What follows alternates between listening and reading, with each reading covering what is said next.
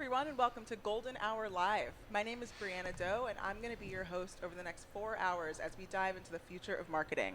We're coming to you live from Brooklyn, New York, one of my favorite cities in the world. That's the Manhattan skyline behind me, and the inaugural Golden Hour Conference is happening just about 20 floors below us right now.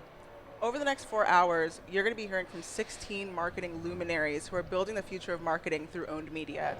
But before we get into that, I'll be joined from our live studio here at the beautiful William Vale by a rotating set of co-hosts throughout the day from both the Audience Plus and Better Media teams. Up first, please say hello to Audience Plus founder and CEO Anthony Kennada and Clary's head of content, Devin Reed. Hey, gentlemen. How's it going? How's it Good, going? how are you? Really well. Excited to be here.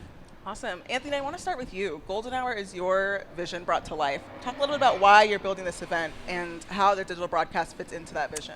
Yeah, I think, our industry as a whole has gone through so much over the last 5 years. We talk about, going into the pandemic, figuring out how to make an impact on our businesses while also managing our personal kind of lives and new lines between work and life. As the world opened up again, we faced, this surgence of prosperity in the ZERP era, right? Growth came pretty easily, so we shifted our playbooks to a completely different set of investment. And then, of course, the market corrected, and we had to go to sort of this efficient growth charter. And once again, the whiplash that we've again had to go and survive as a practice through layoffs and lower budgets. We've been through a lot. And as we look around kind of the ecosystem around marketing events and marketing conferences, I feel like there's a lot of the same type of events happening. There was a lot of the same kind of recycled playbooks being kind of re-emerging. And it felt like there was an opportunity for something different, an opportunity for us to come together, sort of admitting hey, all we know is that the things that we used to do are not working in the same way that they are now anymore. So we want to kind of come together, find our inspiration, and create an event where kind of the medium is the message, where we're doing things, we're actually marketing it in a different way as, while we're talking about marketing. It's kind of meta in that sense. And so we wanted to create this virtual broadcast here, which wasn't just hitting record on the back camera in the keynote hall, but something that was dedicated for you, our digital audience that's watching, where it's inclusive. If you weren't able to join us here in Brooklyn, you could still get value from the content, from the conversations, but do in a way that's digestible for the digital experience. So that's kind of the rough idea behind it, and super excited y'all are a part of it. You're downplaying a very cool and big idea. Real quick. You're very humble, absolutely killing it. And Thank you. I've been advisor for Audience Plus for a little while now, but to see your vision deck, a year and a half ago, and saying what you wanted to do and the opportunity you saw, and then to see what y'all are doing here, truly chef's kiss, hat tip. You guys are doing an amazing job. Thanks so much. No, I appreciate that. Devin, part of the reinvention that AK is referencing has content right in the center of it. And you've been advocating for a next-gen approach to this for a long time. So what gets you excited about the owned media movement? What gets me excited is it's kind of like enough's enough, I think is where we're at, where we've all been saying such and such is dead for so long, but now it's like the channel is not dead, the format is not dead, but the metrics and the results, those are dead. Yeah. That's what's not working. There's some sort of gap.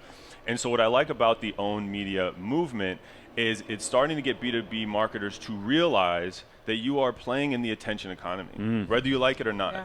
And there's 3 ways that can play out. You either win, you lose, or my favorite is you dominate. And so if you want to dominate and you want to really grow your business, you need to first think, we need to win mind share before we can win market share. And once you have that mental switch, then your strategy and your tactics parlay from that philosophy. And so I'm excited to see that you guys are not just talking the talk, but walking the walk today and showing people how it's done. Instead of a lot of folks on LinkedIn, such and such is broken, you need to be a media company. I know we tease each other a lot. A lot of people say it, but what does that mean? What does it actually mean? And so content being the center of that, just think of ways that, you're not just a creator of content, you're a creator of demand, a creator for retention, and you're just using content and owned media as the mechanism to get those business level results that are so important right now in this efficient growth era. That's totally it. All right, well now I'm fired up. Earlier today during the opening keynote, Anthony laid out his vision for the hope that he sees for the next gen marketing playbook. Let's take a look. I believe that there's a new dawn coming for the marketing industry. And I want to share with you the hope that I see. Hope for how we can lean into these challenges and in doing so, come out the other end as a stronger and more impactful marketing practice. We know that content is the oxygen for the marketing flywheel. However, we have to evolve our intention away from producing content for algorithmic value or cheap conversions, to content that's actually produced for human value. We have to be active in rented spaces like LinkedIn, YouTube, and others, but we have to realize that we cannot build for those channels alone. We need to evolve this legacy idea of digital conversions into building an owned audience of subscribers, adding value and creating resource for the 95% of our audience who's already paying attention, but may not be in a position to buy today. Powerful stuff. Devin, what's your reaction to what Anthony laid out?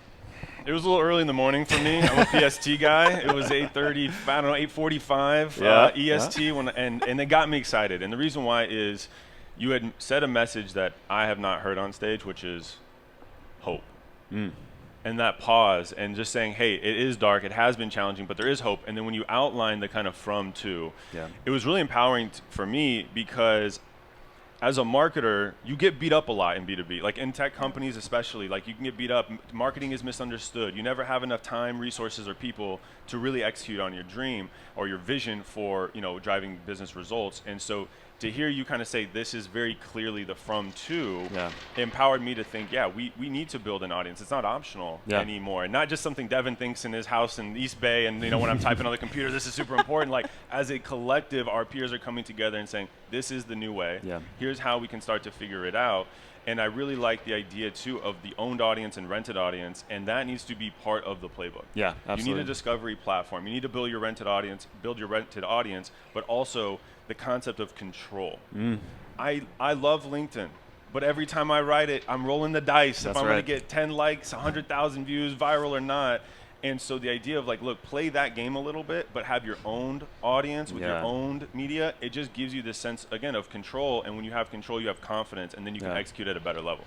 Yeah, and one of the things I think that's really exciting about it is that as a human being, as a marketer, I'm excited about this. I get to do the things that that I've kind of, from a creative perspective, have always kind of dreamed of doing. And now that's going to actually drive revenue. That's going to drive impact. And we don't have to just dilute the work that we're doing because we're B2B marketers. We're not doing the fun stuff the consumer folks are doing. We can still focus on doing our best, most creative work and also make an impact on the business. That's the promise of it. Overlap of creativity and business results, that's the future. If you want to be a more valuable marketer, that's where you need to get to. Absolutely.